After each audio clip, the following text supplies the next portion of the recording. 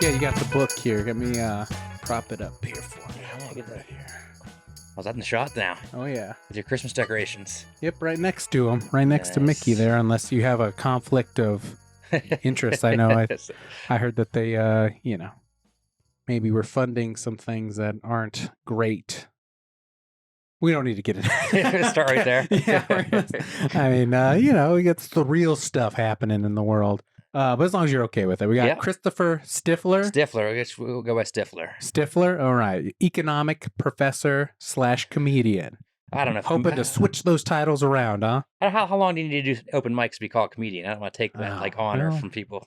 Yeah, it's an honor for sure. Yeah, let's definitely keep calling it an honor. Let's move that over a little bit. Well, it's one of those things where it's like no one's gonna dub you. No one's gonna knight you. Yeah. So I think once you feel, I know a lot of people are like, oh, once you get paid, you get paid the first time. Okay. But that could be, depending, that could be a while. I dabble in open mics. Yeah, so that's how we were introduced, was Harrison Garcia's mic over at Western Sky. Friday nights, was it 6:30 sign up, 7:30 show? Yeah, it was a decent crowd last night. Oh, all right. Yeah, I've been working Friday nights, so haven't been able to make it as much, which is regrettable because it is a good mic. It's a friendly mic, yeah. Yeah, I enjoy it. I enjoy it quite a bit. The same thing like last week, you talked with Harrison about how the back of the room was loud, and people in the front of the bar were not quite there for the mic and watching TikTok on their phones. And so it was not a great feedback session for a lot of the comics last night. Yeah, sometimes that's how it go, and then the challenge would be like, how do I get them? A lot of people would be like, okay, that's the job of the comedian. Yeah, but aren't you setting your... So I thought, do you set yourself up to fail then? Because if no one's made anyone laugh, you got a couple guffaws, maybe a clap. You got to set your bar there to be like, okay, I got a couple. And then you don't feel like you sucked. Yeah, I definitely think you have to adjust your standards for an open mic such as that. Because that's just a recipe to feel like a failure in a certain way. I mean, and then if you do get them, then you have elation. Yeah, then you did it, I mean, because I've seen, because you're in the thick of just the open mics starting out, right? Yep. Just like looking for advice. Yeah, well, we'll see if we can help you out at all on this one. Well, I got hundreds of episodes you could check. You got to change your standards a little bit. If you can get anyone paying attention, that's a win. If someone's paying attention, they laugh, give a little chuckle. You got to adjust for the situation, inflation, if you will, joke inflation. I know I'm trying to use economics here. First. You need to read the book first. Yeah, I know. I was wishing you had it out on audio. I'm an audio guy. Although I do think economics. You want to do the audio for me? Harder. Well, we could talk about. I got a bad Pittsburgh accent, so you got your Denver accent. I do enjoy the author reading the book because then the content. If you have to give this part a little more juice, or if you're making a joke somewhere, it's in there. Inflection and but economics. There's a lot of cartoons too. In other words, is the name of the book. Yeah. The idea was, you ever hear someone say something really complicated? They're like super smart and they said something really complicated, and you're like, what the hell are you talking about? And then they say, in other words, and they give you like a easy to follow example. Yeah, sure. The idea is to lead with the in other words works. Okay. So like, if you study game theory, there's the thing called pre-commitment strategy. You do something in the present that renders inoperative some future preference. And you're like, what the fuck? Future? Like, that's so hard you can't see that in your head. And then you say, in other words, give your cell phone to your friend before you start drinking so you don't drunk dial your ex-girlfriend. Okay. Give it an in other words example. You can see a drunk guy dialing his ex-girlfriend, right? Mind's eye illustrating example. That's how you teach economics if you want to keep kids' attention at 8 a.m. when they're hungover on Fridays. And that's sort of like the development of the book was teaching for 8 years microeconomics to freshmen. They don't understand health insurance. They don't give a shit about health insurance. So you got to figure out how to apply the economic lens to health insurance that you can apply to online dating. Right. Or crying babies on planes or farting on elevators. And so that's, I don't know, brand of humor is teach economics through farting on elevators or something. Okay. So can you give us that example? Well, it's like pollution. You apply like a pollution model, like the costs that you're imposing on others. Other riders of the elevator, right? So you should adjust your cost and benefits because you're not bearing all the costs. Someone else is bearing the costs. Okay. And that's a bank. a bank is farting all over America. Right. That feels like, or the negative, they would say negative externalities. Yeah. Okay, negative externalities. All right, and then I mean we're going off topic here. We'll get back to the book. Yeah, no But you worries. came in with your hat. You said you're going to out beaver me. I came to out beaver you. All right. Because I got, is that a full beef? You got 30X. your head in full beef? 30X. 30X beavis. Go ahead, Salt Lake City. Salt Lake City. Okay. JW hats. Got a little Latin inscription in there. Latin, huh? Oh yeah. I got 7X. Bam. That's sharp. I like the red. I like the red inside. Yeah, the red is nice. Yeah. And a nice sweatband. Thank you. You gotta get it. Yours is well worn, well loved. You could tell. I've had a couple years my burro racing hat. You're what racing? Burro racing. Okay, you're donkey racing. Donkey racing. Yeah. Yeah. Is that where did you say you got your accent from? This is JW hats in Salt Lake City. Right. But you said you had an accent from from Pittsburgh accent. Pittsburgh. Okay. Yeah. Is that something they do out there? Burro racing? No, it's Colorado sport. Oh, okay. It's Colorado heritage sport. Okay. Since 2012, the legislative dubbed it the summer heritage sport. You run with your donkey. And how many donkeys do you have? I borrow them. I wish I had a donkey. Yeah. Google burro racing. Pack burro racing. There's all sorts of ass puns that should set up a lot of good bits, really. Like the Leadville races, get your ass over the pass. Let's see, what's a product of mining? Yeah, look at that. Mining days when. Thank you. This past weekend, many people showed up in Leadville, Colorado for its it's a blast if you ever have a chance to do it. The popular sights to see is the burro races. I run the Georgetown one every year. Oh, do you? The concept has brought in tourists and grown throughout the state. Yeah, give the people a little bit of rundown how it works, just in case. I mean, because I had never heard of it. You never heard of burro racing? No, It's Colorado. No.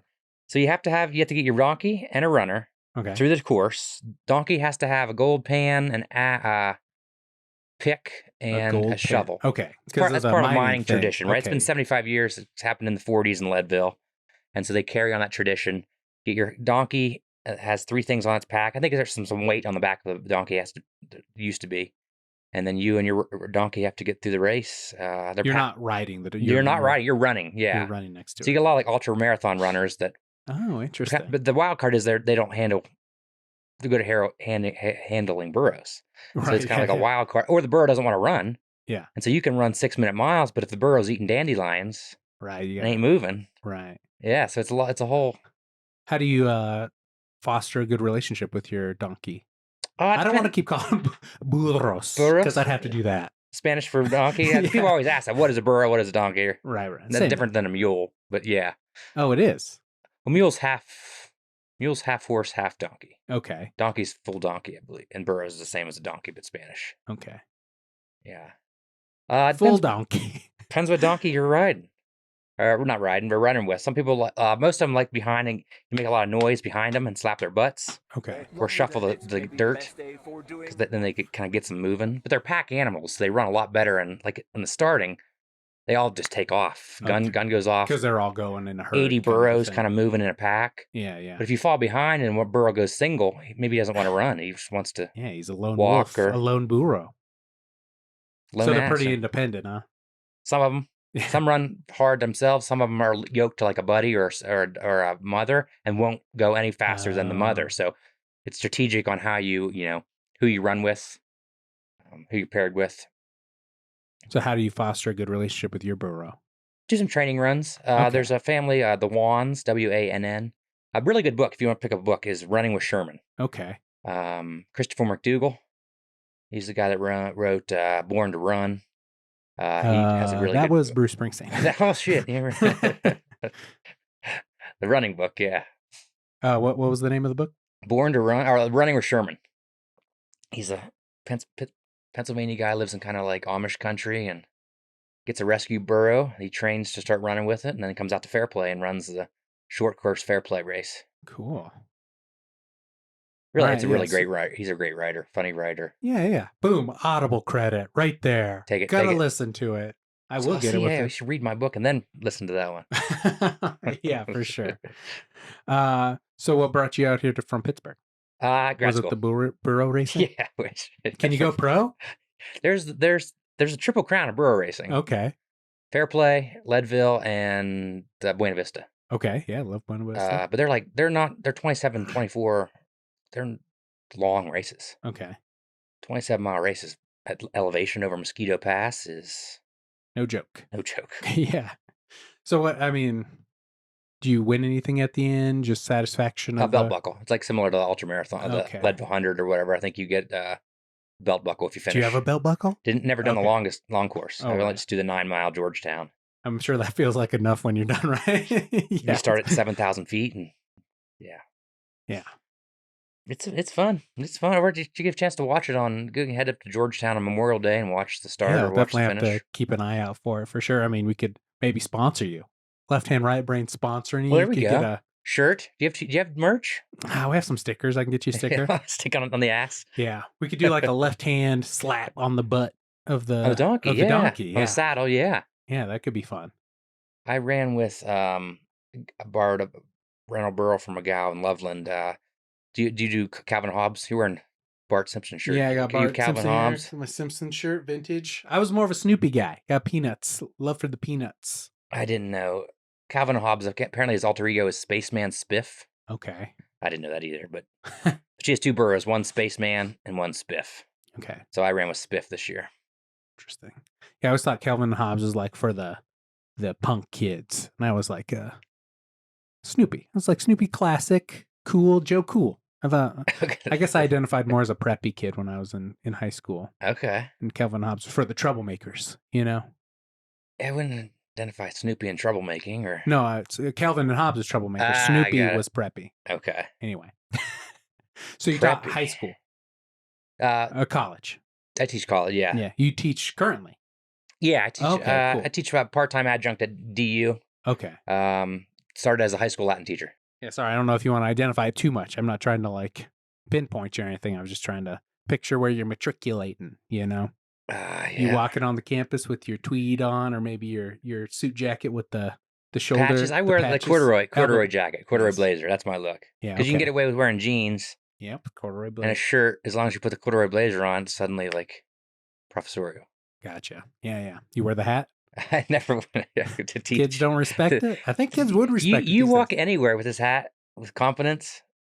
Do whatever you want. I think so too, man. The hat changes you. I didn't have a Costco card yesterday.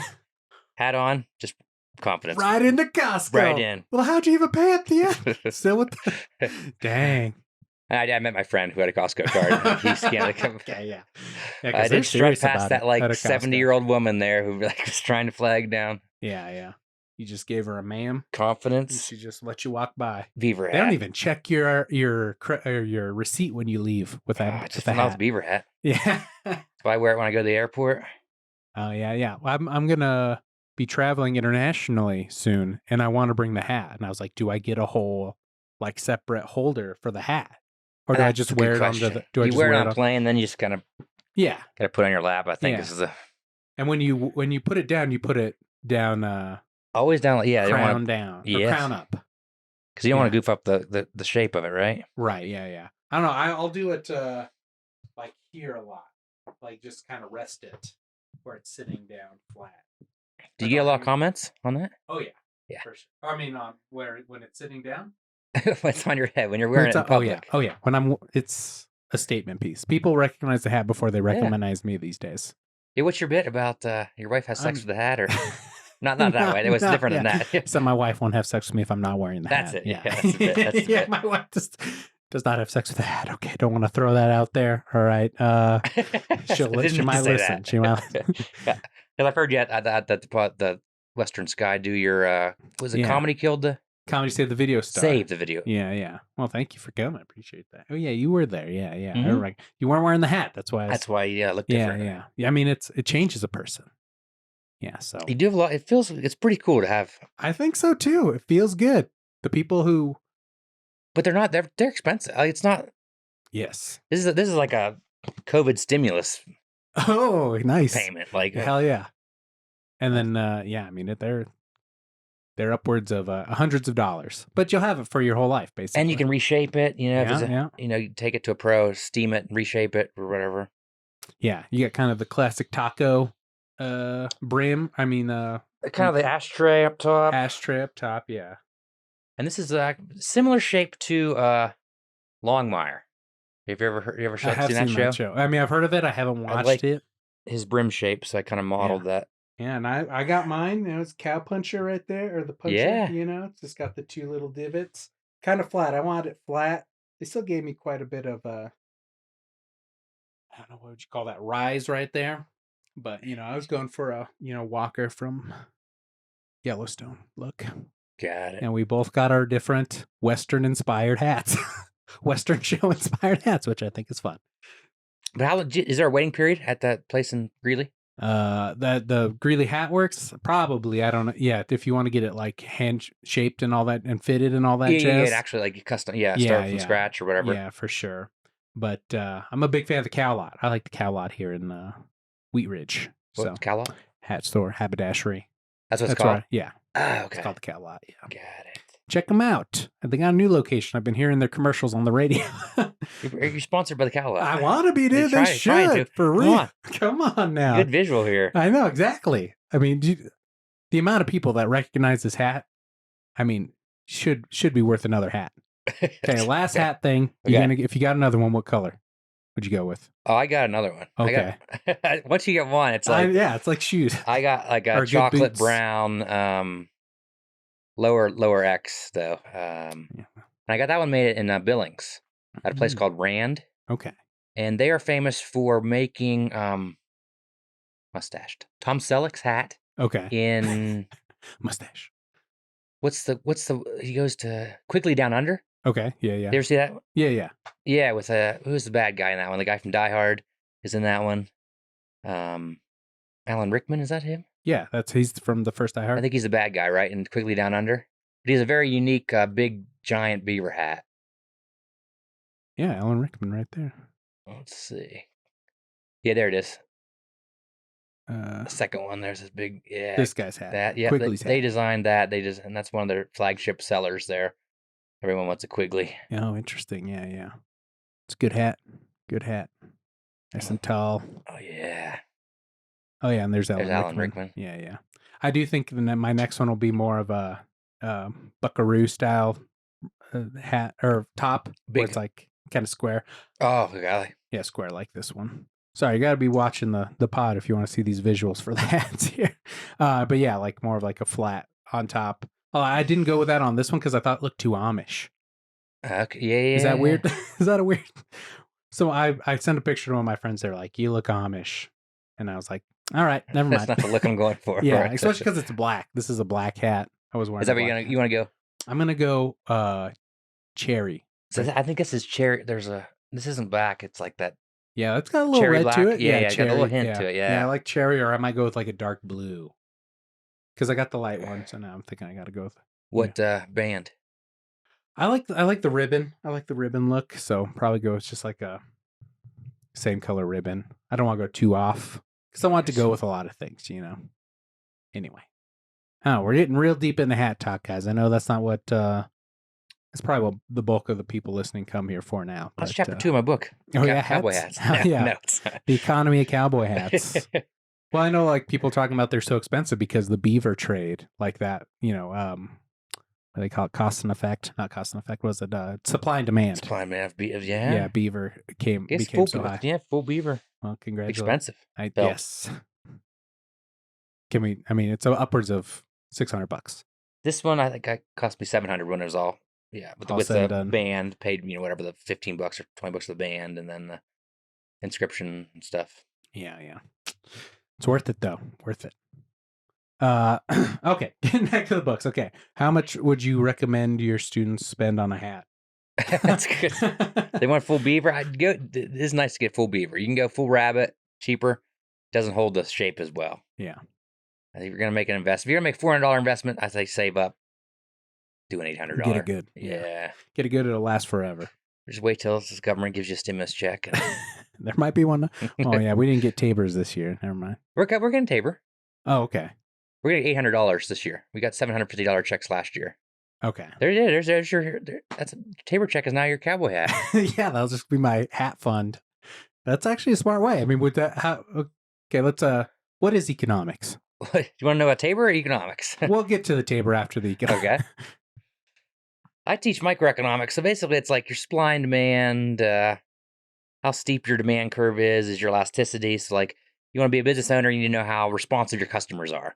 So like chapter 2 of my book is all about well, I actually used the marijuana when we legalized marijuana in 2012. Mm-hmm. I did the report on that to predict how much sales tax revenue we would have when we legalized it, so then they could run the commercials. This is X $1 million That to ain't go to micro schools. right there. That's a big one. That's a macro. Yeah, it's the taxes. This is the first year we had less marijuana taxes than the previous year because we kind of had a spike in COVID. Yeah. You didn't travel, people bought more marijuana. Last year, I think we got about 440, 420-ish. It was oddly close to 420, 420 million. So it's easy to remember last year in recreational cannabis dollars. Well, the weed tourism was pretty big. I worked as a bud tender for a couple of years. Okay. Yeah, I thought there might be some money doing that, so I got my med card and started working in there. But I mean, at the level I was working, there's no money. I mean, there's it's just too many distributors now, or I mean, there's a dispensaries? lot. There's so many dispensaries. Yeah, I mean, it is a saturated market for sure. Yeah. But I mean, we got spring break. I mean, we got a bunch of people coming in from out of town just trying to, hey, we just came for the weed. I mean, this was probably like 2000. Or there's like trips like let's go to Breckenridge, but the bus picks them up, goes right to a dispensary, and then to Breckenridge. Gotcha. Yeah, Or but they don't smoke on the lifts. You can't do. National park. Or is it federal land? I don't know how that works. I know you're not supposed to because, I think it's like federal land or something like that. But if you look at like I dig the data of like the sales like in Trinidad or like a small town right next to the border of Nebraska, Kansas. Yeah. And like per capita, they have like way too much sales. Yeah, I've been because there. Everyone was coming across. Yeah, they had a comedy festival there the last couple of years. Trinidad or where? Yeah, Trinidad. The Chief Comedy Festival.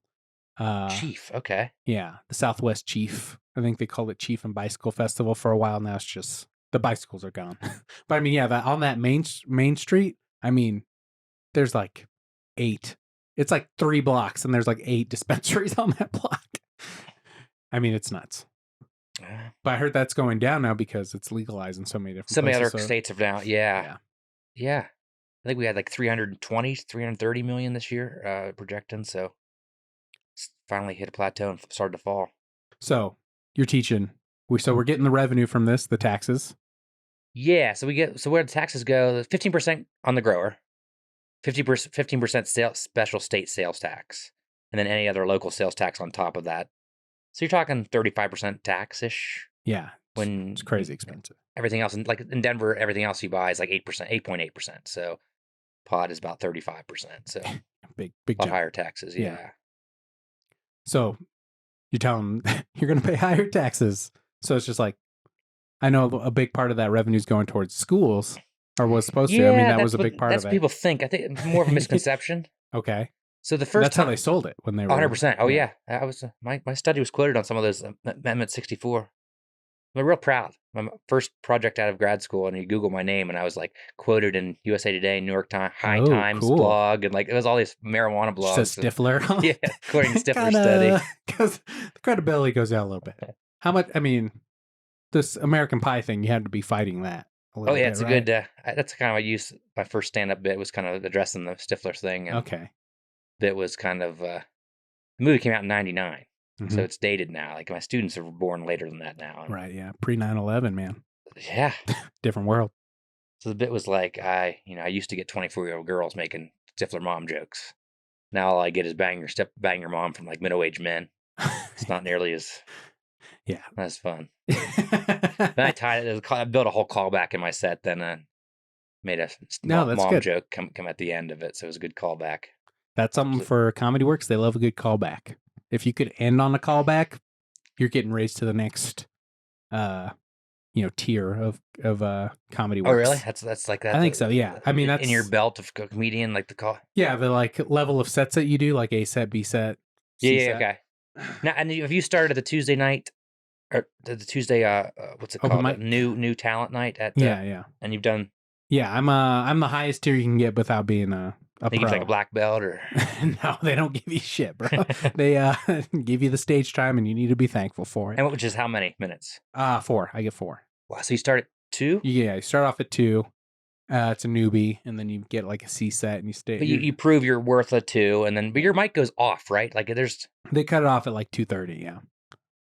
as that's the pipeline in Denver, right? That's I mean, there are different ways now, but I mean that's the traditional, way you would start building your, I don't know, your resume or like yeah, like it just props or I don't know what you say. yeah. I kept trying to think of the Threads? right word.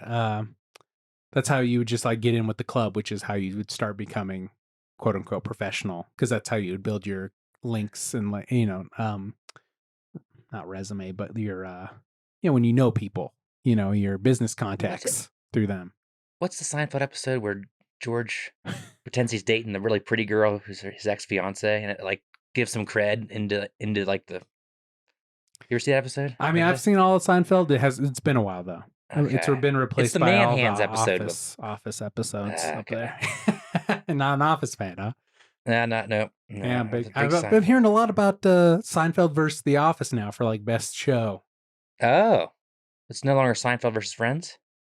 Nah, I don't think it ever was. Oh. Not in my circles, buddy. Okay.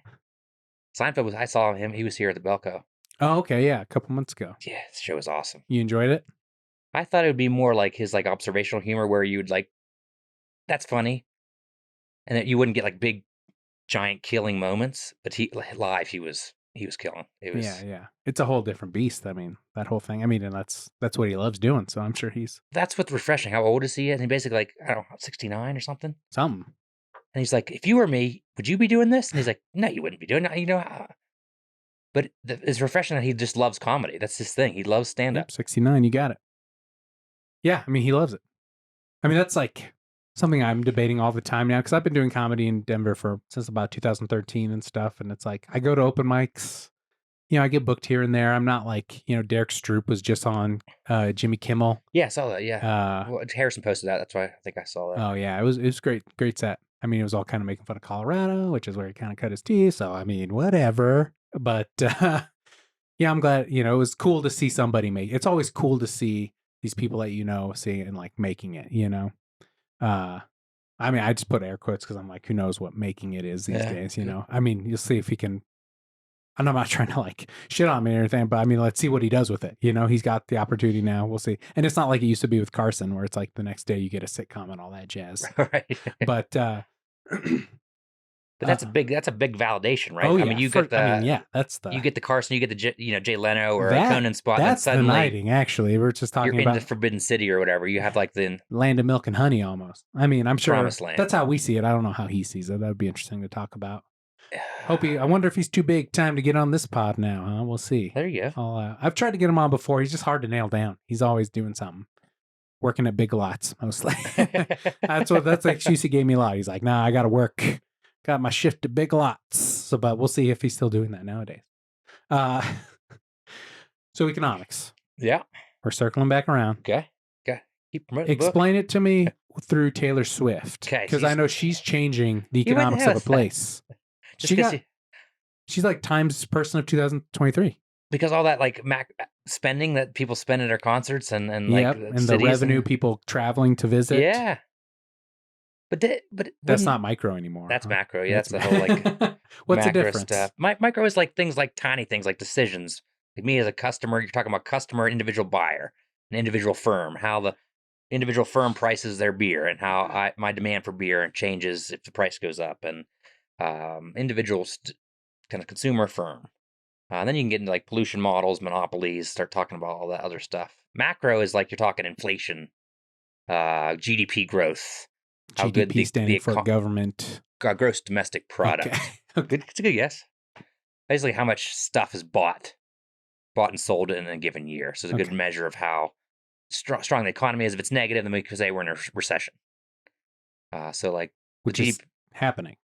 GDP growth was like 4.2 or 4.5%, which is really surprising last quarter. Quarter being 3 months. Okay. I think a lot of economists were really surprised how good this GDP growth was. But I don't know. I feel like there's a slowdown. Interest rates are really high. That's slowing down the mortgage interest, mortgage rates. Feels like, I don't know.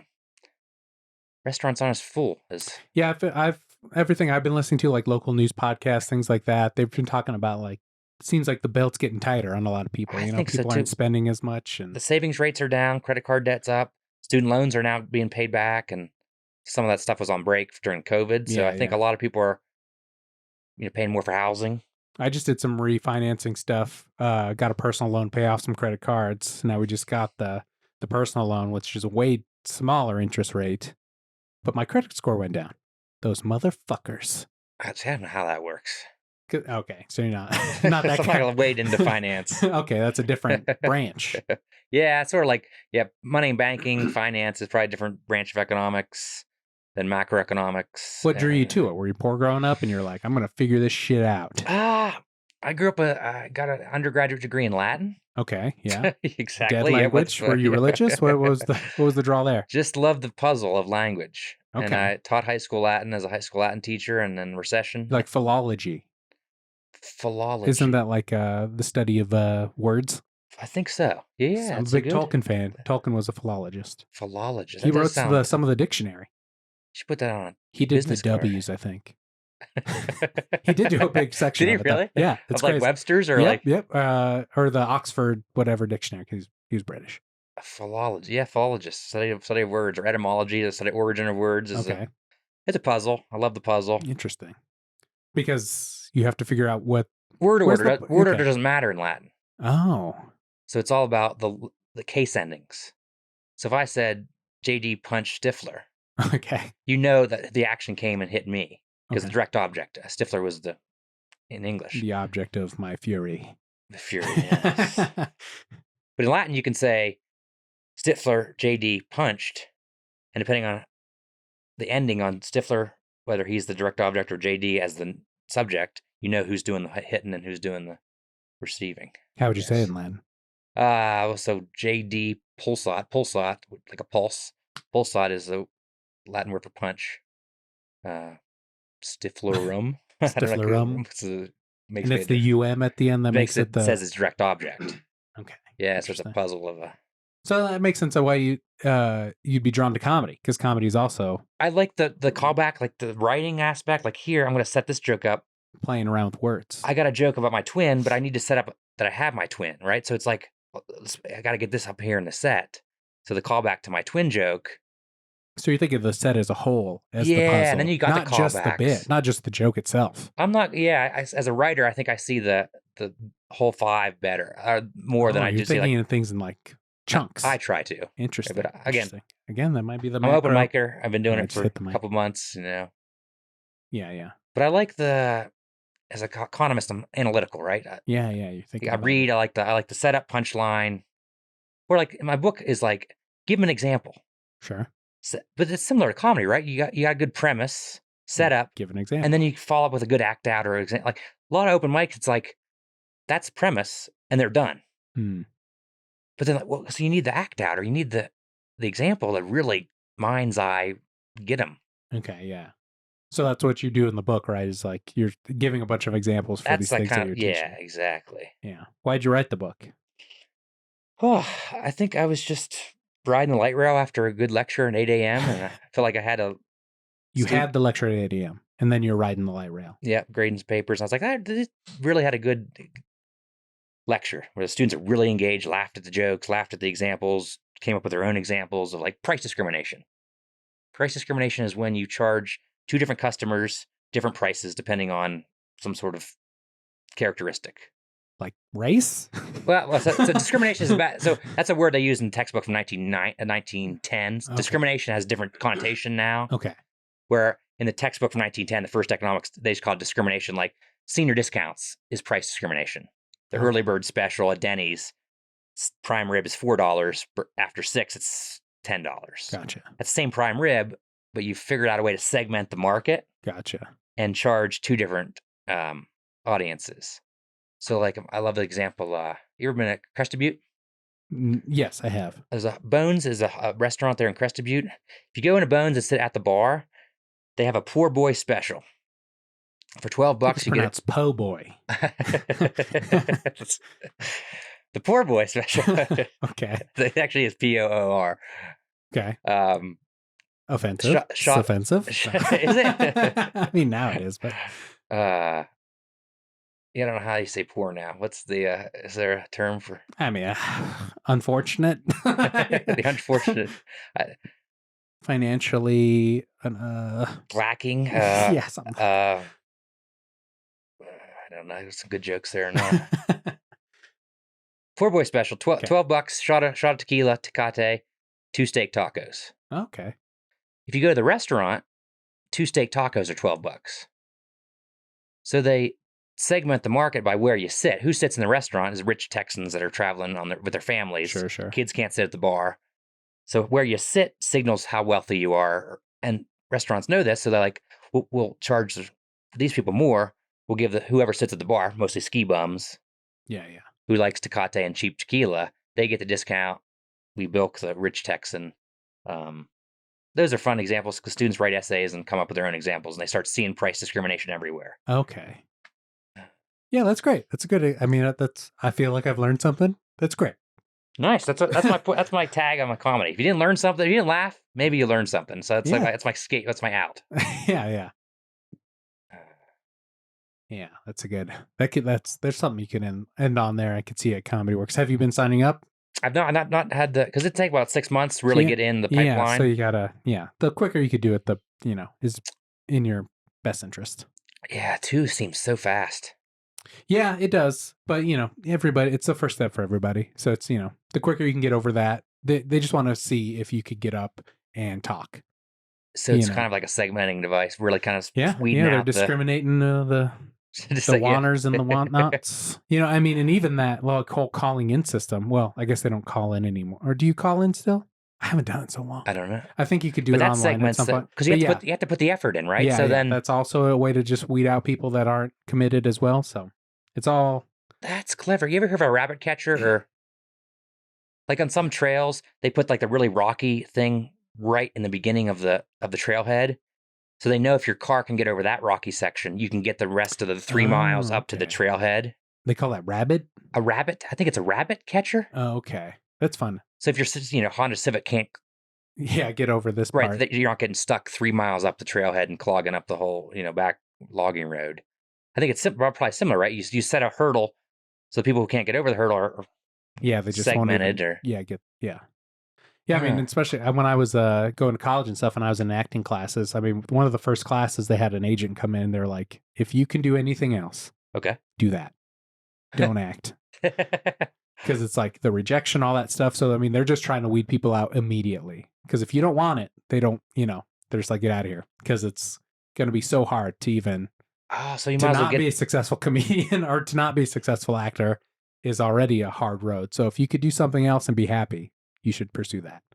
And that kept did that slow you down? That's why I quit acting. No. I mean, I thought about it. And that's exactly what it makes you really evaluate whether you want to do it or not. I guess that goes back to me when I was saying I started so long ago, and it's like, what makes me happy? And going back to the Jerry Seinfeld thing, is like he loves doing stand up, so he's going to pursue that. Does it?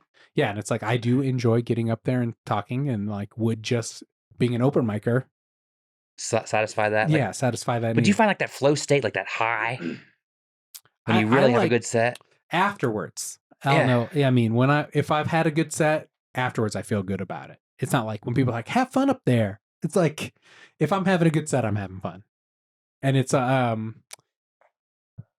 different feeling when I'm up there. I'm thinking about it analytically. I'm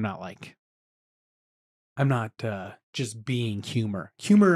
I don't know if humor's just flowing through. Yeah, the conduit through which exactly. Humor flows. When people talk about it like that, that's what I think. I mean, how do you feel up there? Do you feel like you are letting comedy flow through you when you're performing? That's an interesting question, because I love the interaction. Like as a teacher, you get the high, so it's hard to teach on Zoom because you don't get that face to face, the light bulbs, that interaction. Yeah, even the sounds of people going, oh yeah. Okay. But you don't get that in the crowd. If you're bombing or no one's paying attention, then you those feel are like your laughs. Seeing the lights flick on. That's great. I didn't look about teaching like that. That's cool. Yeah. I mean, you're performing in front of a crowd. I'm already kind of jealous that you had so much of a head start. Well, I do. Can you do 5? I do 110 every Tuesday and Thursday. Like right. So it's like you get that. I think that's an advantage of being teachers is you have so many more time in front of people. Yeah. You want to cut your teeth make hard skin. Do the town hall meetings as an economist, and tell like conservative 60-year-olds at town hall meetings that they should give $50 of their Tabor revenue to pay for schools, and then you'll get some pushback, some heckles. Or Yeah, so Tabor stands for Taxpayer Bill of Rights. Right. Okay. Yeah. Yeah, constitutional amendment we added in '92 into our state constitution. Basically says, government can only grow by inflation plus population growth. And if it collects more taxes and revenue than the inflation plus population cap, then all the money gets returned to us. Right. And that's what we've been getting the last couple of years. Yeah. Yeah. Yeah, generally we get it through our income taxes when we file. The Democrats moved it up and said, let's actually send checks. So they actually mailed us checks, the $750 checks, last August? Something like that, yeah. You got, if you're a joint filer, you got twice. And this year we'll get, they're going to do an $800. But they won't be checks, but you just get $800 back when you file your income tax. Okay. So it's it's a beaver hat. It's going to get a good hat. Yeah, I might have a new hat next March, January, February. I try to get my taxes done ASAP because I need that return, Yeah. Are you out of water? Do you keep taking a swig and there's nothing give me a LaCroix. You want one? Yeah, here, we got one. Can I have one? Yeah, you want whatever one you want, doesn't matter. Here, you try that hibiscus. Nice. See what this man thinks about it. But how do you handle, so look back to the question about, comedy, let me pick your brain. How do you handle like that fight or flight when you first start? Let me tell you, okay, I took me 2 months to develop a 5 that I was happy with, and I tried my very first time, and I got some laughs, and so I was happy. I didn't already a higher standard than most people. But that was 2 months. I rewrote, and it was my 15th edit. Okay. That I was finally thought I'm gonna keep a track. But the open micers, they want to try everything. They wrote the day before, so they're gonna have the balls to try stuff that's not gonna work, and they're gonna rework it. And so I did that the one time, and I didn't really have anything prepared, and Harrison just signed me up. Said, hey, there's no one else on the list. You're here. You're taking notes on your notebook. You got to get up. And I just bombed. I didn't have any thing. And I panicked. And I just started reciting poetry. Okay. Well, that's interesting. Just panicked. Straight up to Robert Service. Okay. You have Robert Service? No, I haven't. Cremation of Sam McGee? I have not heard it. There are strange things done in the midnight sun by the men who moil for gold. The Arctic trails have their secret tales that will make your blood run cold. Okay, that's interesting. It's a long, epic ballad. It's nice. It's like a monologue. It's a story, yeah, but it's got an eternal rhyme and kind of like the... Yeah. I realize that's a very romantic cowboy thing. Cowboy poetry, that's what you should do. Put that on your bucket list. Cowboy poetry? Cowboy poetry. I should write cowboy poetry. Yeah. Okay. I'll think and then go to Durango has a big cowboy poetry scene every year in September. Elko, Nevada has the biggest national cowboy poetry gathering. So you're really drawn to that whole kind of lifestyle, huh? You grew up in it? Or I did not, no. You just, I like the you Western fell in look. love with it. I think it gives you kind of more of a moderate look than different. It's a way to be stylish without being too flashy, I feel like. Because, there's a lot of style that goes into it. You're wearing chaps. I don't wear like a ascot tie or whatever. I was thinking about adding more. I'll do a wild rag, like a big old... I got a poncho I like, but I was thinking of adding more like scarves to my wardrobe. My wife does it, and I think it's a good look. Yeah, Google like a good silk wild rag. I think it's a sign that you have some flair in there. You want to get out, some style. You're trying to. Does that peg you as? I don't like the term peg. Sorry. Can we change pigeonhole, or what? Does that narrow you as a comedian depending on how you dress? I know a lot of comics would say yes. That's why they don't present themselves in a certain way, and that's why some comics do. Like Chris Rock always wears a suit when he does the specials. Aziz Ansari would do that. Because it's like they would only do that for their specials. Because it's like this is an event. But my question is the Denver scene. Do you north of Alameda show up with Ariats and cowboy boots? Are you assume politically? Are you behind the 8 ball? I think some people do thin slice you in that way when you get on stage. That's a term I heard a long time ago that I liked. They're making snap judgments of you. But big tall white guy, people are going to listen to you. you command some authority Okay. already. So I think that it's hard. You would have to really work against that But thin that slice. yeah, but as a tall white male, don't you need someone like a lot of people? The crowd won't identify with you then. No, but I mean, they're going to listen. They already got So that's there. not I feel unfair, like. man. Is that a good thing or? It depends on what you do with it, I think. I think, like there's Jeff Tice is another big, tall, white guy who, is a Comedy Works regular. Okay. And he uses that, But does he address it right away? Like this first bit? I think he does. I look like this, blah, blah, blah. Good, tight joke. Yeah. He used to do like this thing with like an Australian accent and be like, I don't actually talk like that. People can have fun with it, and I think as long as you understand how you're being perceived and you can play with it, that's a plus. I mean, that's a pro level manipulation of the craft, the crafting. It takes work, right? Yeah. So I mean, you can that's pull it only off, but it's got to be a subtle, like. Yeah. And that just takes getting up time, experience. And you're talking about fly or fly. I think it's just experience. The more you get up there, the more you get comfortable with it. Saber-toothed tiger in the room. You don't need to have that, like. Because I'm sure when you first started teaching, you felt a similar nervousness. And now you wouldn't just start reciting poetry. You just, you just keep going with your. I think it might be a bit, though. Set. It'd be a good callback. To do poetry? No, if I bomb, like one joke doesn't hit, and then just like. You'd have to establish it up front. Their instincts done, and like. Yeah, you'd have to establish it up front.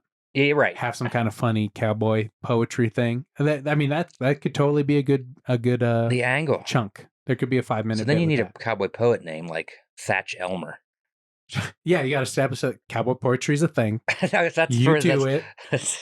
Have a funny little quip, and then like this is something I fall back on when I'm nervous. Yeah, and then when a bit bombs, then just. Yeah, just have a quick. I mean, lots of people have their dumb, like, oh, that's a dumb thought. Like, that's what's your saver? What's your the room gets quiet? You kind of say like, oh, that was for me. That one was for me, or like, oh, that sounded better when I said it to blah blah blah. Yeah, like, things like that. I do have some lines here and there that I'll say. I'm like, okay, well, I didn't, blah blah blah. And so that gets a laugh sometimes too. Yeah, because you're being vulnerable. Yeah, you're being vulnerable, and it's just a way to get a quick pop again. Because a lot of it's just building confidence with the audience, so they feel confident that you're going to lead them to a place that's funny, or ultimately like that they'll enjoy. Okay. So, I think it's the audience can tell whether you have confidence right away or not, and they responded, yeah, and they'll respond accordingly. Yeah. Do you ever go to a moth storytelling? I have not. Here? They do so well with their jokes because you're in front of 300 people and you're telling a vulnerable story about almost losing your child to whatever. And like the vulnerability, I like sit there and like 5-minute story, they're crushing and they're doing much better comedy than any open micer. But I think it's because they're so vulnerable that the crowd identifies, and then the tension, you release the tension. Yeah. And they're listening. The expectation's already low. I mean, they're not expecting you to make jokes right away. That's the problem. That's a big part of it. Because when you're, I'm a comic, we're at a stand-up show, they're like, make me laugh. I'm expected to laugh every 12 seconds. Or... Yeah. That's like something that Comedy Works puts on you a lot, is like when you get, how quick do you get your first laugh kind of a thing. So they're expecting this jokes per minute thing. Oh, really? And if you're not giving it to them, I mean, that's something that like a storyteller can... doesn't have to get jokes per minute, but when they do hit a joke, it's just especially with the release of tension, and they're paying attention. That's something else that's hard at a bar, is you have to get those people's attention before you could even make a joke to them. So that's a whole nother thing. I've seen people sing up top. I've seen people yell. I've seen people do wacky things to try and stand up on stools to try and get a bar's attention. I've done that for a while. Before COVID, I used to go out in front into the crowd and be like, hey, high fives, more like that kind of a thing. Yeah.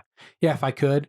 And then I remember coming back from COVID doing that, and they're like, you can't get close to the people. Don't do that. Like, stop. So like that scared me enough at that time that I just kind of dropped that whole thing. But it's a while, you learn little tricks, and some people might think it's cheating or, it's like cheap hack, but I mean, they work, Well, yeah, if you're facing the other way, everyone's facing your way, and you're trying to entertain people for free. Yeah, people. It's a different thing. Yeah. What's your persona? Do you have a comedy persona? I don't know. I think it's hard for me to detach and view myself objectively. You saw me on stage. I feel like you have a better you'd have a better. Well, I think he looks like Johnny Depp. Is that part of your persona? I used to joke around with that more a little bit, but now it's more of a sensitive subject. You know, Oh, because of the because of yeah. all the Amber Heard stuff. Oh, the gotcha. trials, Yeah. But yeah, and I do think like I mean, a lot of people dress down, so they're unassuming.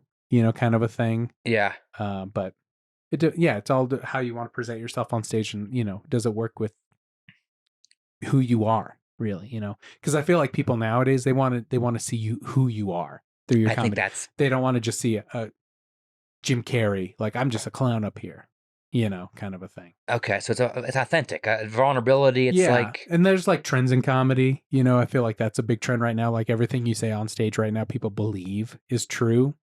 Versus like, I heard, back in the day, it wasn't like that. People assumed what you were saying was just made up stories.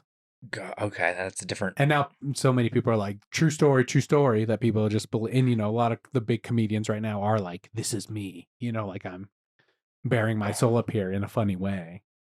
That's kind of the norm now. And that's landing with audiences better, right? You think? Right now, yes. Possibly, might not in the next couple of years. Who knows? Do you watch? Are you a pro wrestling fan? Are you watch? I know a lot about. I'm adjacent. Pro wrestling adjacent. Yeah. Because I listen to a lot of podcasts that are into it. Okay. So I know a lot of stuff.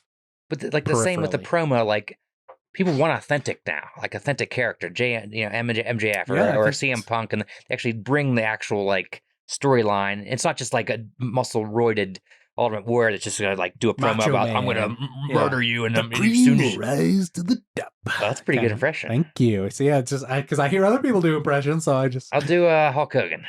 Go for it. No, you do. I'm not afraid. Brother. I don't know about that, brother. Yeah. But my point was like to do a good promo. Like I dabbled with the pro wrestling. It's a great way to think about it. Do a promo. People want to be authentic. They taught me to do a promo. You have to be an authentic character. Because if you're just 100% acting. Did you wrestle? Yeah. Okay. Well, Jesus Christ, man. Oh, yeah. Rocky Mountain Pro. Okay. That's a wrestling. Rocky Mountain Pro is owned by Mercury Matt Yaden. Okay. And he has a pro wrestling school. It used to be in Golden area. Okay. Jeffco Fairgrounds. And now it's, I think, down near Sheridan. Okay. Yeah. I think I trained jiu-jitsu at a place that had a big wrestling ring and things like that. So. We ever do Lucha and Last? I think that's a different. I haven't done the show, but I've gone to them. Okay. Yeah, they have a pro wrestling school. I did a 6 month training. What was that like? It's amazing. You're lifting, it's hard. You're doing a lot of gymnastics, stretching. A lot of it is first you got to learn how to roll and take like take a bump. Learn how to fall. You break fall. A bump. Yeah. So like they call it a bump. Spread all the weight on your back and your shoulders, so you know how to take a bump. In jiu-jitsu, they call it a break fall. Break fall. Okay, yeah. Or it's a regal roll would probably be similar to is there rolling in jiu-jitsu? Yeah. So you learn to roll quickly.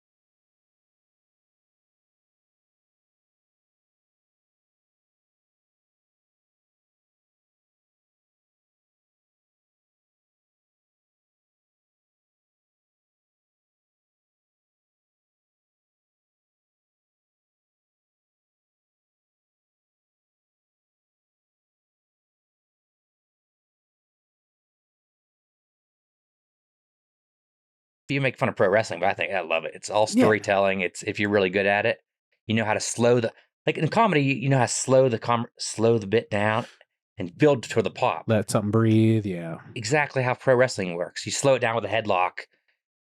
You get the crowd working.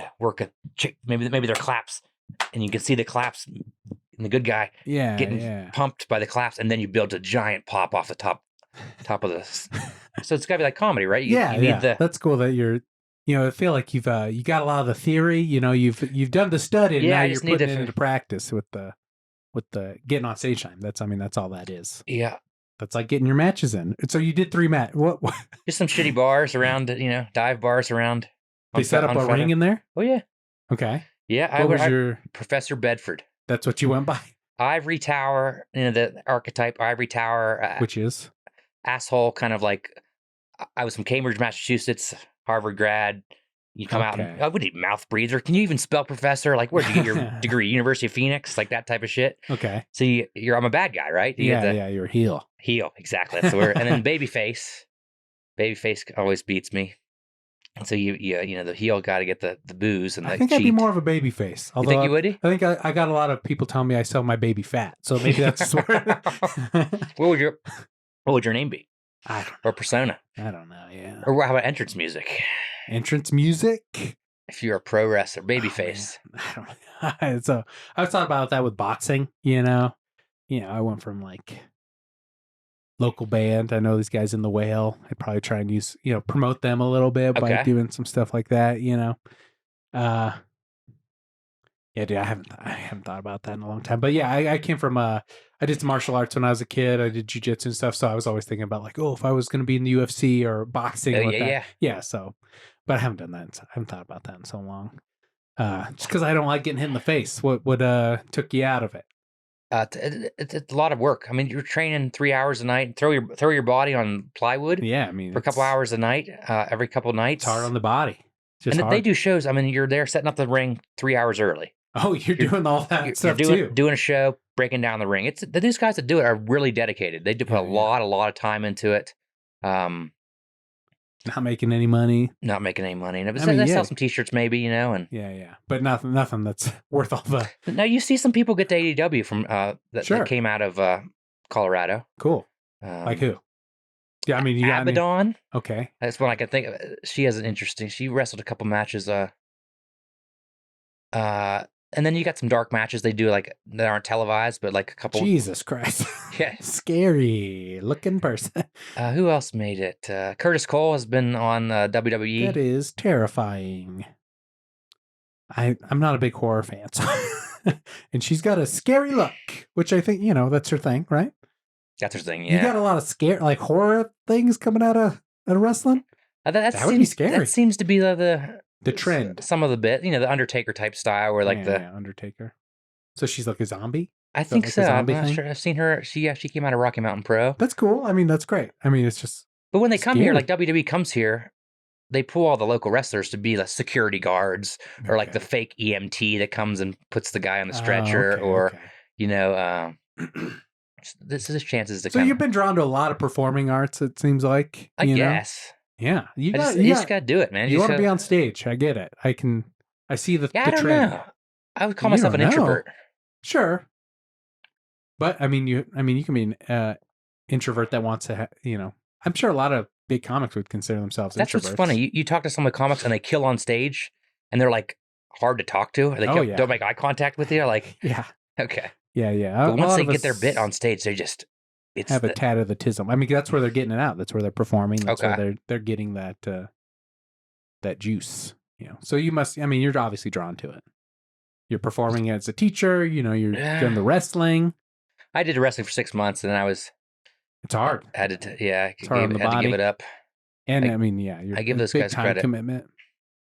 You're like, I could be making money as a professor. I'm gonna go do that. The real professor. Yeah, I mean, that's the thing. Is like when you have something else. I mean, just like with the acting thing, it's way more appealing to be comfortable in life. That's something I've been coming to terms with as well. Is just let's go back to that question. Are you happy with just to fulfill that check in your life? To just open mic, do the podcast, to not get the accolade, to not get the to not. Because I'll probably never be on the late night or anything like that. What's your best day? Is that enough for me? What's your best day in comedy? I mean, I enjoy having my own show that I am in charge of. I like Comedy Save the Video Star, getting getting the stage time, having fun with my friends. It's a good podcast is right up there for me. Because this is performing in a way. Yeah. And it's not all. It's not all just about the joke. We can have a real conversation here. I mean, all those ebbs and flows that we're talking about with the storytelling thing is in podcasting for me. So I enjoy that. So I'm trying to just feel like, is this okay? And I think I'm coming to yes. Because nice. Okay. Also having a day job that, fulfills me financially and I can have a comfortable life. It's pretty great. So you're not what's your bit about the girl at the gym that you any fans bit or whatever? Yeah, the OnlyFans thing. Or sorry, OnlyFans. That's stupid of me. Yeah. Getting hit on at a gym, basically. Yeah. Yeah. Remember that bit from actually happened. True story. I think a lot of my stuff is like, yeah, funny situations that happen to me. That's a lot. I'm not just like writing bits at a whole cloth kind of a thing. And when do you write? That's one of the things I wanted to pick your brain about. What's your habit? Do you have a daily habit? Do you have how do you tell a new person to put an egg timer on, do 10 minutes, just free write for 10 minutes? Or for me, it's a lot more of just like having experiences and then thinking about them later at this point. I don't have as a disciplined time anymore. When I was earlier into it, I would try and structure those times, and it would behoove me to keep doing that. But just at the moment, I haven't been putting in as much work. If you had an extra hour in a day, what would you say? Yeah, just try and free write for a little while. Just free write, one of the better. And I look over, I listen to old bits, I go over them in my head, and then something I've been enjoying, like in a sauna. I've been going to the sauna, at the gym. I've been trying to do the sauna bit, but it's hard to describe. Have you been in a hot sauna? No, but I was talking to a friend at the gym. It's great. This rec center or where? Yeah, I go to this Vasa, or most rec centers will have them these days. Yeah, too. when I was talking to a buddy named Mike, he was going to the Englewood one. Yeah, the Wheat Ridge one has a good sauna. Gets nice and hot. You want it real hot. You don't want it. Do you do ice baths too? No, I don't have them at the sauna. The gym I go to, they don't have the ice baths yet. But you could jump in the pool. There you go. I go in the shower and just put it on cold, as cold as I can take it. And then do you do cold showers? I will after the sauna. I'm not pursuing it in the mornings, like before work or anything. Do you think you get clarity of mind and muscle soreness out, or muscle soreness? Yes. I've even heard people saying they don't recommend it right after your workout because you're not going to get the same amount of gains because your body has to go through that breaking down process first. And then, like the next day you could do it. But I mean, these are all like, meathead bodybuilder guys that are trying to maximize their gains. I don't think, for the average person, if you want to fucking go to the sauna after your workout, it's fine. It's not like you're not going to still build muscle. It's just like, I listen to all these fucking YouTuber guys that are, like I said, are trying to maximize everything.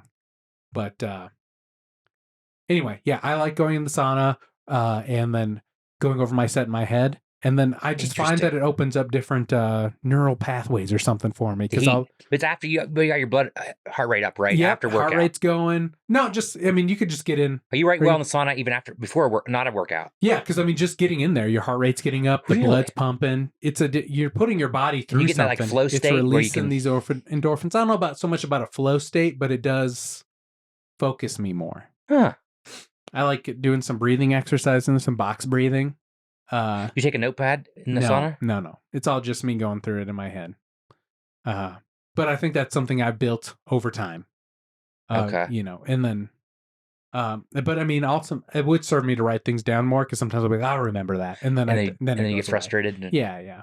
And again, that's what I think separates the professionals from the pros. The pros will actually write it down. Take the time to do the work versus just letting a thought come in and go out. So put in the work. Okay. I mean, always have a notepad or a note card on you, or what? Yeah, pretty much. People write in their phones a lot these days. Yeah. I just don't like bringing anything in the sauna. I see guys in there with their fucking iPads or their phones and stuff. It's like I don't even bring in my headphones because that is I reserve that space for myself, and I think that's one of the only times I do that anymore. So it's distraction free. Then your brain. That's why your brain gets into a good mode, and you're not. Yeah, I guess so. Yeah. Yeah, I'm not distracted by anything except these guys fucking talking or listening to their music or whatever. Oh, and then that's Spite is a big one. If I'm like, I'm gonna fucking nail this guy in a joke. Sauna spite. Oh, that's true. So you're building material from like. Oh yeah, experiences that I'm like, I'm gonna show them through this joke how they're wrong. So it's like the ultimate the jerk store called "They're running out of you" comeback. Like you get to put them on stage. Except they don't know. They'll never know. So that's true. Does it count? Yes.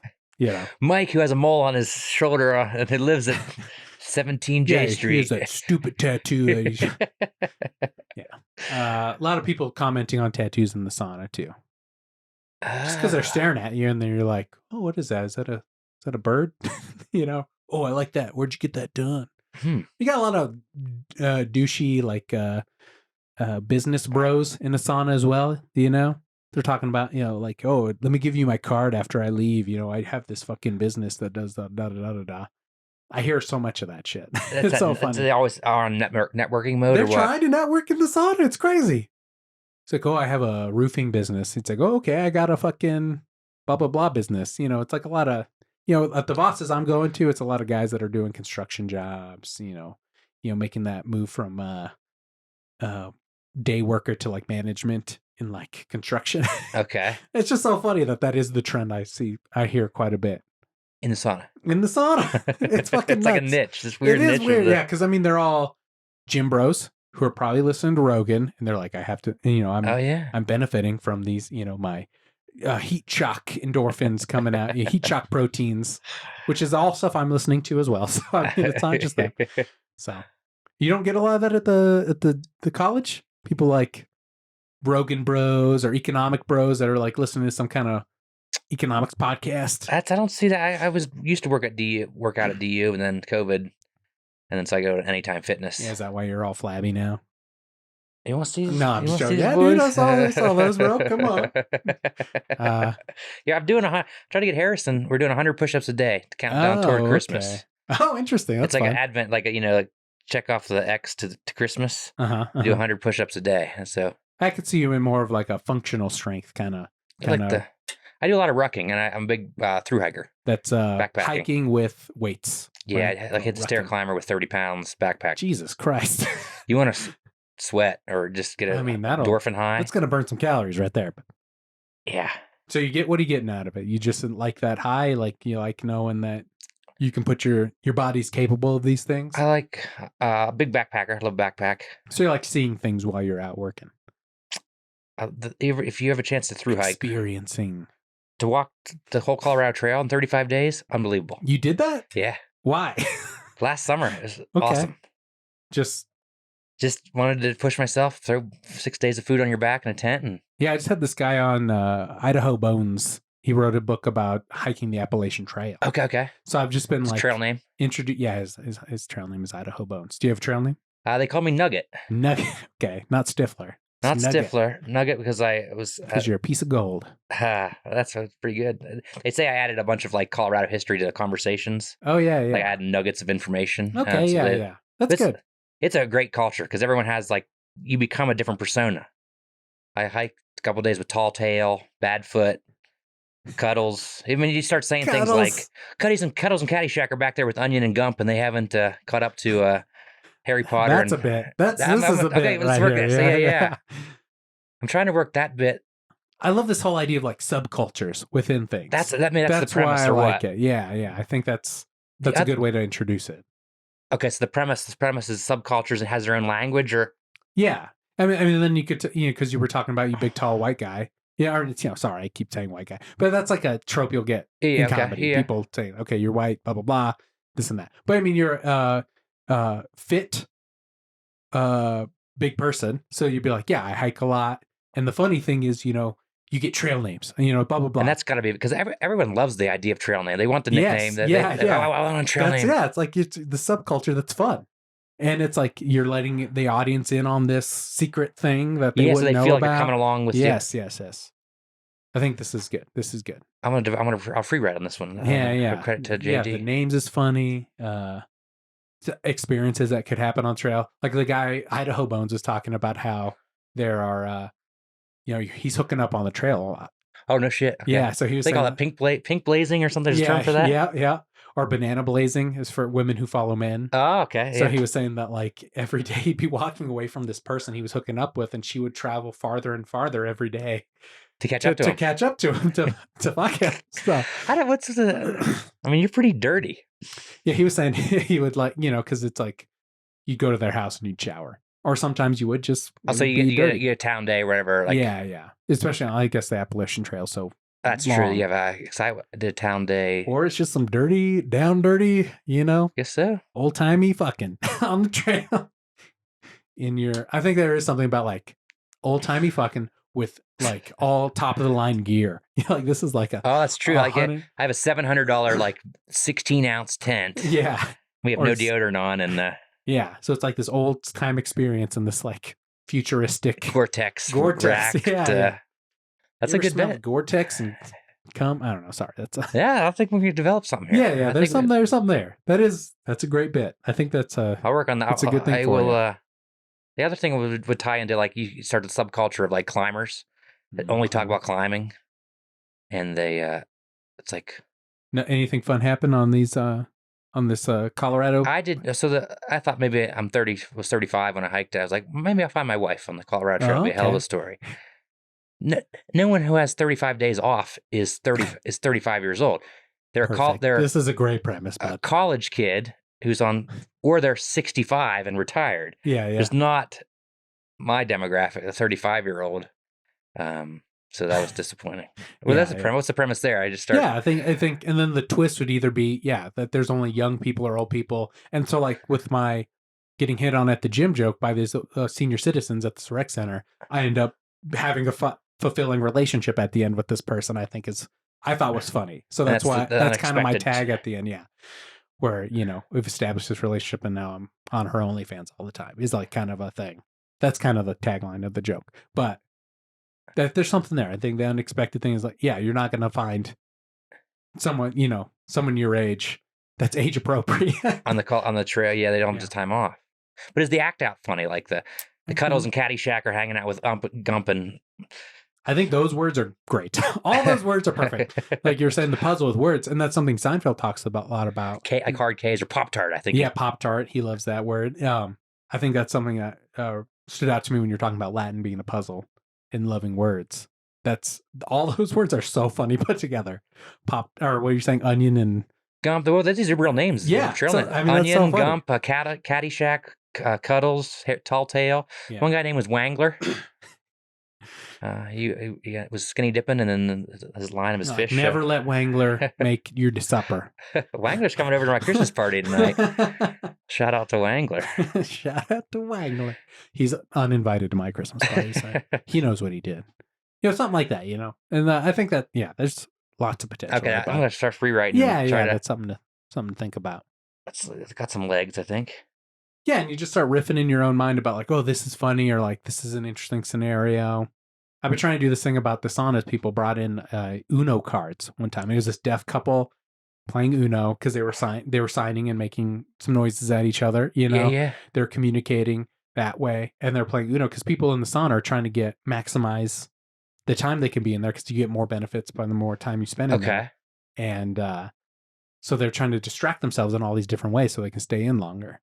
And so this Mexican guy comes in, only speaks Spanish. He's trying to learn. He wants to play Uno with the deaf couple. And they're deaf. Yeah.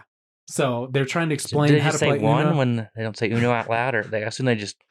He just wants to play. So I'm watching these deaf couple explain to the Spanish speaker how to play Uno. Oh, that's awesome. And I'm that's like, there's a joke here. I haven't figured it quite out yet. And then my out for that is because it's a good premise, but I haven't really got the bit. And to act out, my exit is like, oh, I would do an impression, but it's offensive on so many levels. Because of the deaf. Yeah, because if I'm like making the noises as a deaf person. Oh, I see. That's an act out. That's you kind of punching down or like that. Yeah, it's just like it's not funny enough for what it is. I think it's cool that someone who's deaf speaks American Sign Language, trying to speak Spanish. That's cool. That's a cool scene. That's a cool. Yeah, I was like, a better comic could figure this out. What is but do you know what milk is in sign language? Like pulling the udder. Okay, yeah. You know what pasteurized milk is? No. You just go over the face. Huh? Pasteurize. Oh, you're That's stupid. Okay. It's the only sign. That's the only sign language joke I know. Pasteurize. It's pretty funny. I noticed you laughed and guffawed loudly. Yeah, well, we're kind of rounding third here. Yeah, I usually do some lightning round questions with the guest. Okay, how's that set up? I'll ask you some questions. And I quickly answer. First thing off the top of your head, but doesn't have to be a one-word answer. Okay, it could go off. It should be fast. I would like to try and get the first thing off the top of your head. Okay, because I feel like that's where the honesty and the humor. Should I lay down like a therapist? If you want to, yeah. If you could just put your legs up that way, yeah, go for it. Yeah, just so you stay in the camera shot. Yeah. I guess last thing with the book, what's a big takeaway you want people to get from this? Where can people find it? Amazon. I self-published it. Interesting about self-publishing. It's hard to first-time author. First question they asked me as a first-time author, how many Instagram followers do I have? Really? It's just That was disheartening. an Amazon question. Well, I was trying to get a agent. A publisher. Okay. An agent to then go to a publisher, because you can't submit unsolicited manuscripts to like big publishers. They won't even look at them. Okay. You need an agent to go to a big publisher. So I tried to get an agent. No one wanted to be an agent. The first question was, Yeah, they wanted. Do you have an audience? right. Can they make money off Correct. So that's this? Yeah, that has to be disheartening. yeah. So I self-published it. If you're ever curious, how much you make on Amazon versus royalties, what Jeff Bezos is making off you, or Yeah, it's like a way bigger percentage. I sell that for 23 on Amazon. I get about 8. Damn. That's still pretty. I mean, you're getting something, and it's a wider audience. I just know I had said Sam Talon in. He wrote a book, and he was saying, "Get it off my website. Don't get it through Amazon because he gets a bigger revenue." And much better. Like I can buy copies for $6 or whatever, and then if I'm selling to people, I can sell them for a lot cheaper, but still make more. Yeah. Yeah, it's great. It has some cool illustrations. It looks fun. It's a ton of cartoons, goofy examples. If you want to try to learn economics to shivering linebackers or punching people in hockey or screaming babies on planes. That's kind of the brand. Sure. Easy to read. It's practical advice. I mean, what if you want to learn more economics, if you had a shitty economics professor and they did widget examples, why could someone benefit from learning micro? It gives you a good lens of the view things. You start seeing things like pricing, or helps you with pricing. Start to see like price discrimination. I think a lot of it, like Colorado, where all like pollution models is particular to Colorado, or even like public goods, where like how do we fund parks? How do we keep our parks from not being overly run, or how people actually pick up their dog shit? Like how do you design signage? How do you design policy that makes sure we don't have dog parks that have so much E. coli in the river that they have to shut it down? Right, that happened. It happened in Evergreen, a couple years ago. Yeah, that's so things like that. I think it gives you a lens of seeing costs and benefits, incentives, human behavior. Okay, cool. So you see it as human behavior, decision making, or then you can, like when you win a buck at a bar, when you explain the economics behind something, like why is there Braille on drive-up ATM machines? Right. Yeah. So they can get the money out. But they can't drive; they're blind. Good point. So why is there Braille on drive-up? Yeah. Because of the Americans with Disabilities Act. But they have to have them for the Americans. Yeah, right, exactly. It's an accessibility thing. For the walk-up ones. And it makes no sense for the company to make one keypad for walk-up and a separate keypad for drive-up. They might as well just make both. Yeah. Or make one and use, right. Interesting. And that's something a little bit I'm trying to work out. Can I suck the comedy out of by overanalyzing? I mean, that's where a lot of comedy comes from. Overanalyzing. And then that's my lens. And that's funny. Yeah. Human behavior is a big thing for comedy. I mean, it all makes sense why you're drawn to comedy. But let me, like you were talking to Garcia Harrison about, it's a bad signal if you go to a bar and a show and there's no poster for that show. Oh, interesting. Yeah, that was an observation that Harrison had. Yeah, the last podcast I was listening to. Yeah. And it's signaling theory. It's chapter 8 in the book. Signaling theory works if you put effort or money into it. It signals your high quality. Yeah, okay. If you don't put the effort to print the poster, what do you expect from the comedy show is not... Like, do you ever hear the one... who's Van Halen's... who played for Van Halen? Eddie Van Halen. Right, okay, that was one. Is it David Lee Roth? Yeah, the guitarist. Wasn't he famous for... he wanted, like, a bowl of M&Ms in his dressing room that only had the brown M&Ms. Right, yeah. He wasn't being a dick. That was a signaling device to show that if they're meticulous on detail here, they made sure that the equipment's set up, the stage is set up, everything else is going to go. If they've done the M&M thing, it signals their high quality. Yeah, just that they read it and they stuff like that. I love that stuff. Yeah, that's cool. Like wearing Rolexes is a signaling.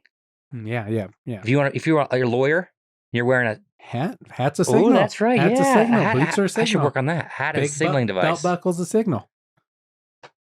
Yeah. That's why, I mean, I take a lot of value and personal pride out of how I look. So that's something I put a lot of thought That's a signal into. because it takes Yeah. effort. Yeah. Yeah. Some people just say it,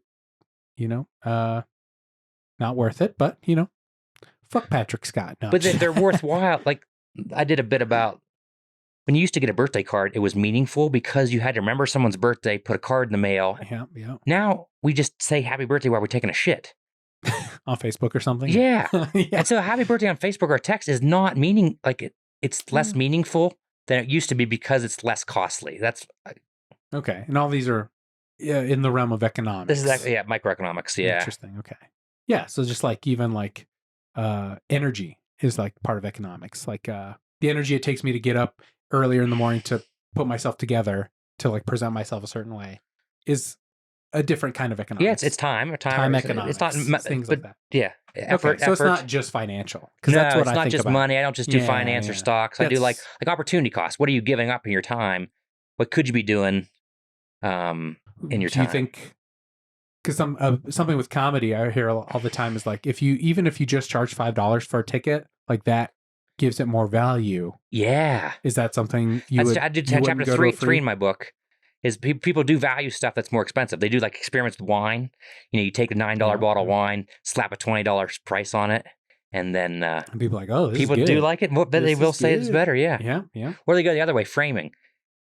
You tell me the wine's worth 30, cut the line through it, and it's only 12 today. I feel like I've gotten a deal. A deal. Yeah. I tried to do this bit yesterday at Western Sky, the decoy effect. You put the $89 swordfish on the menu, so the $65 filet mignon looks more appealing. And the bit was, you need to find your B- to hang out with. So by comparison, you look more attractive. Yeah. Yeah, I could say, you get, it's an interesting example. But the funny part is the other, like hanging out with somebody. I don't know. We don't have to critique your jokes, but let's do these lightning rounds. Oh, that wasn't the lightning round? Okay, we just got in good conversation. It's all a facilitation for You're a good conversation. interviewer. You ever get someone who's dead air and hard to pull? Yeah. You've never heard those episodes. I mean, yeah, there's some people that it's harder to get something out of them than to because they clam up, especially if you put a microphone in somebody's hand. They get nervous. You tend to get nervous the first 10 minutes, then you actually get someone past the first 10 minutes. It might be the first hour. Okay. So it just depends. You ever mirror? When you just repeat what they say and a question mark? I don't think that makes a good podcast, but I feel like podcast? Yeah, good podcast. That's mirroring. Yeah. Who do you think you are? All meant to be in fun. These are the lightning round questions. All meant to be in fun. Who am I? Like a person, like deeper level? However you want to take it. I'm a DIYer who loves to read and loves to teach. What makes you so great? Effort, time in. Put the time in, You gotta do the work. Do the work. Excuse for the work right there, yeah. What motivates you? Flow states. The high of getting like in a zone and losing 2 hours writing in an evening or lose 2 hours of a lecture when you see 20 students engage and laughing at your price discrimination example from your, $2 shot or whatever. Interesting. The high of that. You single? Yes. looking to mingle? 37, single. College professor. I mean, you look good on a resume. I know, good. Right? What the hell? Well, I've been asking myself that. Well, it takes time. Does it? What do you think? What do you think's keeping you from getting in the relationship here?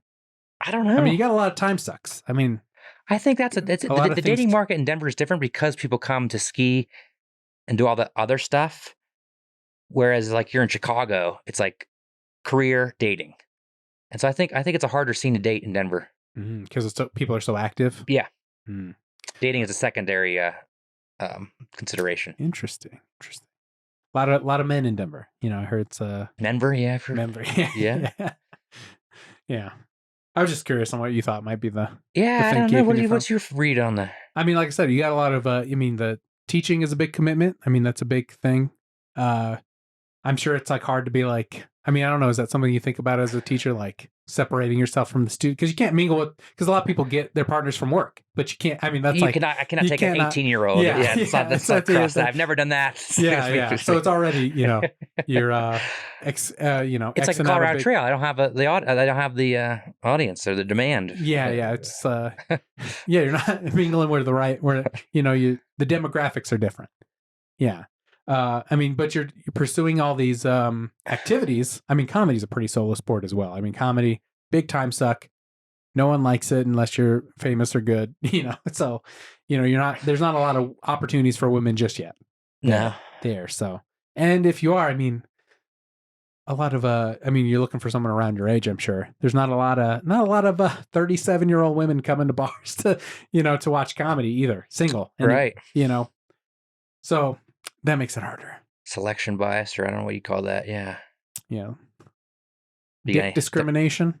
Dick discrimination. We work on that bit. Yeah. Yeah, that could be your B+ versus B- or whatever. You could you send them a different kind of dick pic or something so that yours looks better in comparison. Oh, it's a relative. Yeah. So there's something there. 4 inches looks better compared to 3, or yeah, something like that. Yeah. Burro racing. A lot of ladies doing that. There is a decent amount of. Okay, that's just a potential there. Draws the later in life. There's potential there. I think there is more female burro racers than there are. I heard a lot. A lot of racing, a lot of just running culture here. I think there's. I mean, I don't know. Do you find a lot of single ladies doing that? That's a good like a running club or something. Yeah, I think that's a good.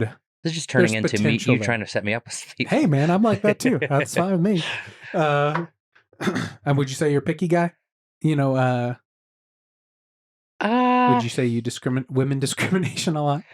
That's a bad way to put it, but I mean, you have to have a standard. Deeper. I'm an introvert, so I can't do like small talk. Okay. But get me into like you and I are having a great conversation about comedy, and I'll get out of my shell and zone in. So yeah, you got to find the right thing to talk about. Good subject. Yeah. You drink a lot. You go into breweries.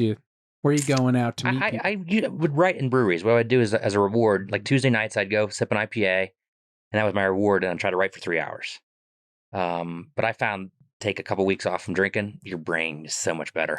Yeah. I try not to drink too much these days either. Even just, I don't like how it affects my body, especially as you get older. Yeah, that's what I'm noticing. It's the motivation. I'm not hungover. It's just like I don't have that I can't sit and write for 3 hours if I had 3 beers the night before. And going to a social place to just do an isolating thing is, probably not you're not signaling, hey, come and talk to me. I'm open for conversation. Good point. You're right. That's true. When you have an economics textbook and a laptop on the bar, it's not. That's probably a problem. I need to, just put the guns out. Put the. Yeah, you got one of these cutoffs. Going to the gym. Gym is a good one. That's a tough one. It's hard to. It's hard. Yeah, you don't want to hit on people at the gym. Yeah, but that's a nut. It's hard to crack. Yeah, that's a hard one.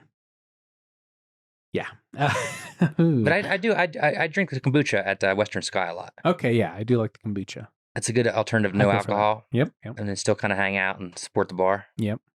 Are you an artist? I don't think of myself as an artist. Okay. Teaching non-art. I don't think. Well, artist to me is painting and crafting. Storytelling, writing, woodworking. I do. You say teaching's like a craft? Yeah, let's say craft or DIYer. Maybe not an artist. Can teaching become art? Do you think anyone's so good at it, it's more of an art form? Yeah. What makes a good teacher? I mean, what would in other words, say your best teacher?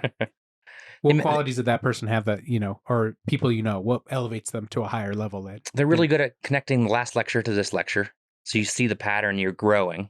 Okay. They make a real world example that they can follow. And then they give them the outline. Here's what we're going to learn today. And so you get a nice pedagogical learning structure that's helpful for students. Interesting. Yeah, I guess as a student, I never would have connected those things. They're like, oh, this is so jarring from the last lecture or whatever. But I mean, I guess it's those things you don't think about that, are still in place that make things flow better. Well, then you lose. I mean, today's attention spans with phones and people checking their fantasy football and Instagram and shit. Yeah, it has to be such a frustrating. I bet. You bet? You're the one dealing. I mean, like high school kids. Like I wouldn't. It would really be thing. Frustrating to me. Like college, you're paying me. They're paying to be there. So you're not like get off your phone or nothing. It's not No. No, But you're I not. don't tend to get that in college undergrad. I mean, you make class hard enough, they need to be there and put the time in. Uh, yeah, the next question is, what is art? Ooh, that's a deeper one. What is art? God, it's crafting. It's adding your value add to something that's $2 worth of clay, and then you're turning it into $700 worth of awesomeness that someone will pay for. So it's value. As an economist, I think it's like adding value to something. Your value. Yeah, it's interesting. What gives you the right? What gives me the right to talk about art, or is that just however I interpret it? However you Damn, interpret it. gives me the right. I put a lot of time in. Do the work. Yeah. Yep. Pay your dues. I don't know. I can rant about 22-year-olds that don't pay their dues now. And in like school, like schooling, or or anything. What Like you're not going to become a manager when you're 22. Like sure, yeah. put the hours in, work a couple years, and rise the ranks. You're not going to rise the ranks day one. Do you see that in teaching at all? I mean, is that like as a teacher, you had to put in your time as like an intern or like grading papers for other people? Is that something? Because I mean, college. But so yeah, I started as a grad student. You were a teaching assistant, so you did grade papers. Yeah, so you put your dues in. And then like, do you choose to be a college teacher versus like a high school teacher? You're like, I want to do higher level education. Or is it just easy the to do part time? subject? It's a part time, so I work at a think tank most of the time, and then teaching 2 days a week is the ability to do that is awesome. And that's because of the subject you chose to like study. That is a college level thing, so that's just kind of where you ended up. Yeah. Interesting. Yeah. What's your problem? Oh, what's my problem? That's it. Just want to think deeper here. Being single. That's my problem. Pie or cake? Cake. Cake guy. Interesting. I haven't had a cake guy in here in a while. Peanut butter frosting. Interesting. Wow. Chocolate bottom. Damn. They call it wacky cake in high school. Oh, did they? Yeah. So it's called wacky cake. Interesting. Yeah. Hadn't thought about those combos. Yeah, maybe I haven't had that kind of cake. That's why I'm thinking pie, but you got to make your own peanut. They don't have peanut butter in it. Yeah, I was gonna say that's not something you see. That's not something you see. How do you make it? I don't know. Okay, I never haven't. So it's like a homemade, very special wacky thing. Cake. Yeah, the economics on that are through the roof. To make your own frosting. Time. It's the opportunity cost. That's how you'd say it. Yeah, opportunity effort cost. And the time. That's a shoot. No, I only know wrestling terms. This is pretty good. That's not a bad bit too. To cross wrestling bits with economics and just confuse it. Yeah. I think you have to do a lot of setup. I mean, that's a very niche. But I mean, I think wrestling's pretty big. So I don't know. There's a lot of things like I've been trying to do this ASMR bit. So it's like I just I heard having that. to explain what ASMR to people who don't know is so hard. It's very hard. I can look up a video for you. But you're right. You need that quick, tight 7-word. Yeah, you need to be able to describe it to people. This is a cheaty lady. I listen to her all the time. But what is it? Soothing or is it something sleep? Oh yeah, you therapy can't or what? hear it now. A lot of people listen to it to go to sleep. I'm gonna switch this. Damn. That's the way she's moving her hands is just like rhythmic or entrancing. Yeah, it's like there's a visual thing to it as well as the listening part. You know, like. Here, I'll switch the audio so you can hear it. Why don't you do that bit on the stage? I try. I try. Yeah, but they're setting it up and all that jazz. Can you hear it? I can't. Oh, no, you can't hear it through that. What's it stand for? Audio sensory meridian something. Or I always say my joke is audio sensory masturbate regularly. That's right. Because that's where it always ends up. Let's go. Ooh. Oh. Yeah, but you're listening to it in your headphones. Why is that so appealing? Why is that so soothing? Because people, it like gives you tingles. Like yeah, you get, I can feel it. Yeah, that's because it's hitting this like sensory thing in your brain that like you feel. So can you do that act out in the mic? Can you do the same thing? Yeah, but you don't hear it as well because I mean this is a very specialized, audioscape. For your bit, can you do the act out part like with the mic? Yeah, I'll do like a whole fluttering thing, but you can't hear it as much. I'm not doing the taps as much, but I'm doing like the mic fluttering. I'll take off my hat sometimes and do like a tapping thing. So it just depends on, and then And then my get out for that, if like people aren't laughing, is like, could you put up the gain for me? And then the only one who does it is Harrison because he knows. He actually has the. Yeah, he can control it. But I mean, usually that's my like get out of jail kind of card there. But yeah, there's a lot going on with this ASMR thing. But anyway, yeah, thanks so much for coming on. Thanks for talking to me, man. This flew by. I really appreciate the invite, and yeah, I'm glad we can make it happen. It's the first time we've like really sat down and talked. We've met at a couple mics, but yeah, I'm glad we can make it work. Yeah, I usually let the guests sign us off however they see fit. You know, where can people find you? I will say Wakanda forever. Be excellent to each other. Happy holidays to everybody. In the middle of Hanukkah, so happy Hanukkah out there. And then however you want to sign off. Yeah, I'll just promote my book. Amazon. It's called Economics in Other Words. All right. Find them on Amazon. All right, and then you have a personal like comedy Instagram or anything? I have an Instagram, Chris Stiffler. I think it's econ_comic. So pun on economic. I just made that last week, so I'm pretty anti social media. But I realize that promoting books and getting the comedy scene, you need to kind of develop that side of things. Time economics right there, buddy. Yeah. We'll get it. Next time. Next time. Yeah. All right, man. Well, thanks so much. Yeah. Thanks, JD.